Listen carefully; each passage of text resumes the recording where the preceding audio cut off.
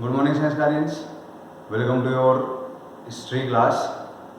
So, this is your fourth and last video of your second chapter of history, that from trade to territory.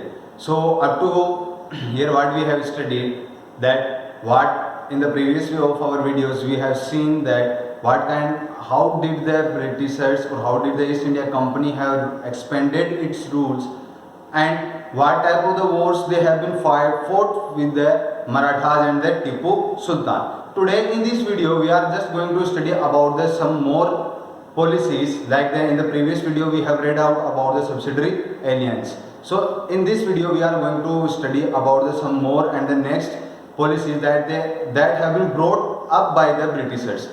For example, but like so first policy was the claim of paramountcy. Second is the doctrine of lapse. Along with that, we will study about the new administration that have been set up by the Britishers and army, in what kind of the army that they have been placed with themselves. So in this video, we are going to cover up these things. So let's start our class.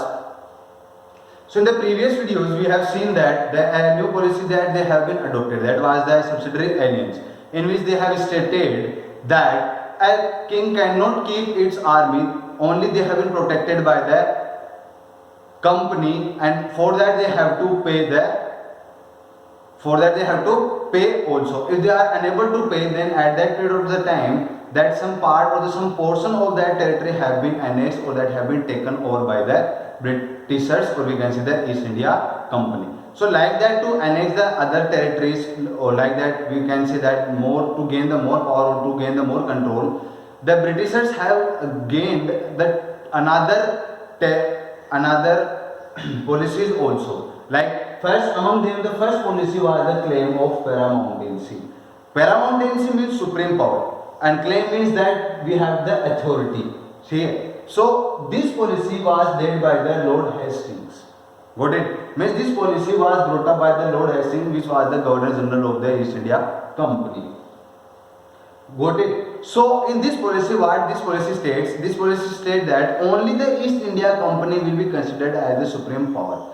No another king or no other power should become in the existence. Only the East India Company have all the authority, or they are only to be considered as a supreme power. Means no other ruler, no other king can be considered itself as a supreme power or the supreme leader. Only and only the East India Company will be considered as the supreme leader, or we can say the supreme power. So this is the actual meaning of the claim of paramountcy. Again I am repeating, the claim of paramountcy policy was brought up by the Lord Hastings, in which he states that only the supreme power will remain with the East India Company. No another king or no another ruler will be termed as, or it shall be gaining as a supreme power or a leader. Means only and only the authority will be given to the East India Company. So like that, when they tried to annex in the South India, in the Kittur, in the Karnataka, in that period of time, there was then Lady Rani Channamma. So Rani Channamma Devi, he gone against these Britishers. But in the 1824, she had been arrested and kept in the prison. But in 1829, she died in the prison. So her gate over, or her guard was there. He took over these things and he fought with the Britishers that they should not annex this place that was known as the Kittur in the Karnataka. Along with that, after in the 1830, the East India Company was also worried about the Russia. Means Russia was also expanding its power. So they might be fearing that Russia might come from the northwest. Means suppose this is our India.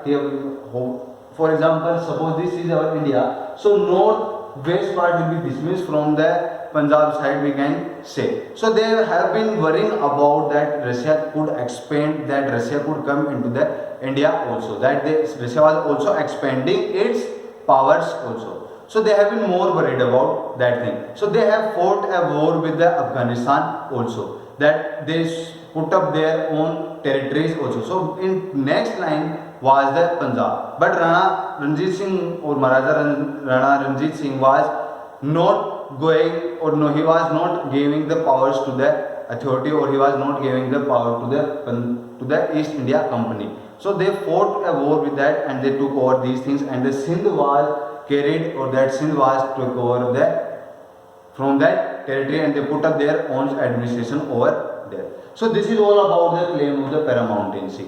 So next policy that they introduced to gain the authorities to introduce or to annex the another territories, that was the doctrine of lapse.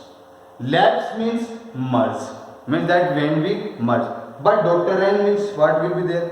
What is there in this doctrine of lapse? So this policy was brought up by the Lord Dalhousie. In this policy, the Britishers stated that if any ruler or any king will die without any male heir, his kingdom would lapse with the Britishers.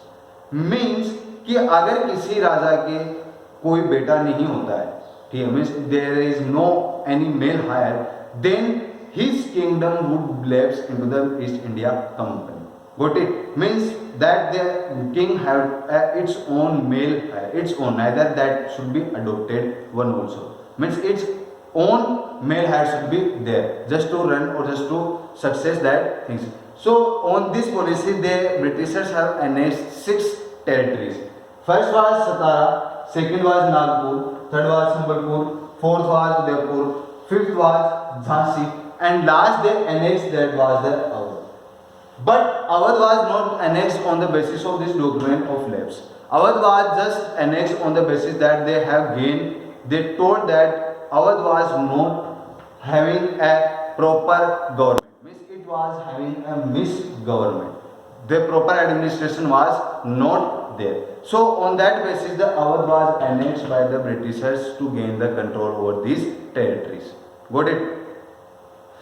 Now last topic of this chapter is that new administration. Means when they gain control over these territories, more and more territories they have acquired, they expanded their rules also. Now they put up some new administrations over there. Means Warren Hastings, who was a Governor General from the 1773 to 1785, he remained over there. He was one of the most important figure to carry out these new administration. Means how they have been carried out, means what kind of the work he had done, or what kind of the things he done to carry out these new administration. Let's have a look over that. Means not only company acquired the powers, but they over the Bengal, but they changed the whole scenarios of the Indian state. Means now they are gaining the powers more and more and more powers. So in addition, they have put up their own administration in the Bombay and in Madras also. Means are not only in Bengal, but in Bombay and Madras also they put up their own territories and their own establishment. They have been carried out over there also. So these territories have been divided into more and more administrative parts. For that they have acquired, or before that they have put up some administrational posts also, like Qazi. Qazi means a person who to be as a judge.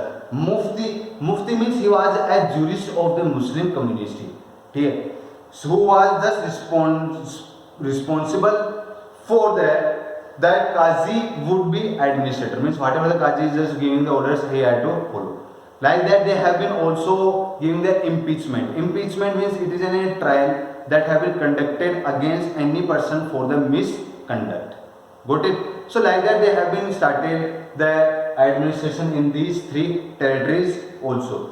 So from the 1772, a new jurisdiction or a new administration of these judges have been formed. Means now a jurisdiction or justice have been changed. Means previously they were having a Qazi, Mufti, impeachment they were carrying out. But in the after the 1772, the Britishers have just divided 2 major courts. One was the criminal court, and second court was the civil court.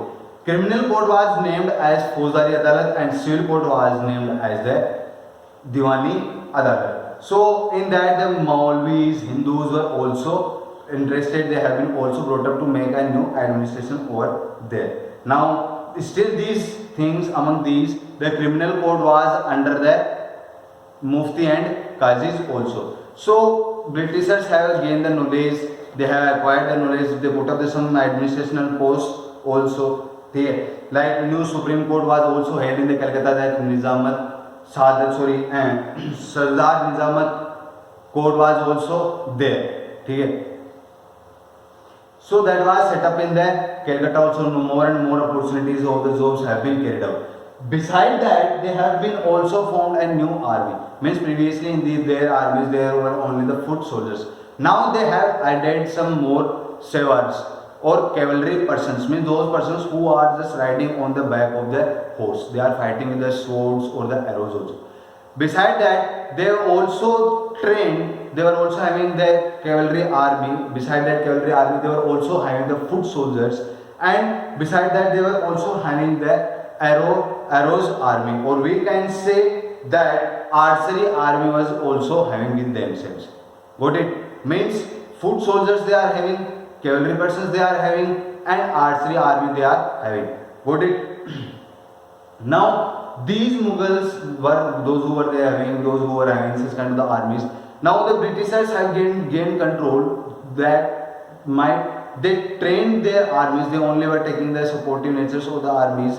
They were training their own the persons, that they could be a professional army. They were giving their trainings. They were making them well disciplined. Besides that, they have acquired a dressing system for their own armies also. They fought with the fighting with the wars in the Afghanistan and the Myanmar also with such kind of the techniques. They regularly conducting the drills also, that the person should gain its own strength and gains its own powers and the opportunities. So this is all about this chapter, that how the new administration they have formed, what kind of the army changes they have been brought up. So thank you beta. This is the biggest, sorry we cannot say the biggest chapter, but this is the large chapter in the history. It was not like your first chapter of history. Got it beta? I think you have enjoyed or you have understood all these things. Thank you beta. Thank you so much.